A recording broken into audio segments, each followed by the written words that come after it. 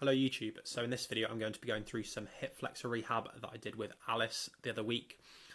This is going to be way more effective than static stretching or a lot of the things you see people doing for quote unquote tight hip flexors or people that are pulling the hip flexors or getting niggles in that area. So again, this is a really simple circuit that I use with a lot of hip clients. So I'll just walk you through it now. So again, to warm up, she sat on the bike 5 minutes, got the heart rate up. We've done a bit of mobility stuff beforehand, a little bit of strength stuff as well. So on the cable machine, we did a bit of weighted, single leg weighted hip flexion, hip abduction, all that sort of stuff. And then this is a really, really nice circuit. So Alice has got the dowel, as you can see, in an overhead position, just nice and relaxed. I'm just kind of following around, making sure she's doing everything correctly. And then we've just got her doing some high knees, whatever you want to call it, forward, again, about 10-15 meters. Turn around, she'll come back the other way.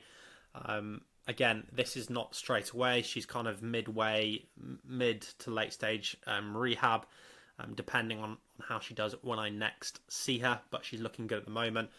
She's doing all this pain-free, but we're just getting the hip flexors to work really, really hard, essentially. So to give you a bit of history, Alice wants to get back to doing CrossFit and back to running as well.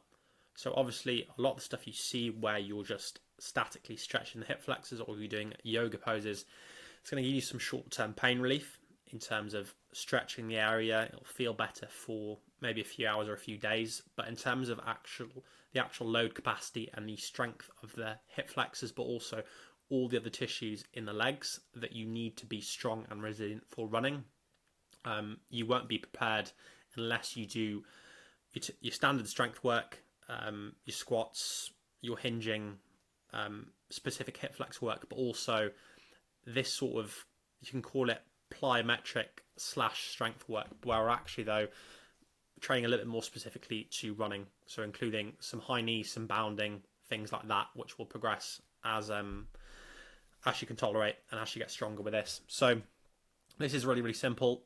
Forward, turn around, come back the other way, and then we've also got sideways, again, just exposing into slightly different plane of motion. Same thing with pogos. So again, with all this sort of jumping, bounding, all these low level plyometrics, you just want to target a load of different directions, which you would obviously be experiencing when you're running. You wouldn't just be running it in a completely straight line. When you're trail running, when you're running on the road, you are changing direction. So your body has to be able to adapt to, different terrain, different loads coming from different angles. When you go up and down hills, you change directions, etc., etc. So again, like the pogo circuit, forward, turn around, not backwards, just forward and then back the other way. Sideways on each side, and then rest, 3 rounds. Really, really simple. Again, with Alice, I'm adding this in alongside her strength stuff 2 to 3 times a week. I'm not sure if it's 2 or 3. I can't remember off the top of my head, but it's something in that range, just to build up more specific tolerance to running, which will really, really help her out and just make that progress a lot smoother when we get towards the back end of rehab.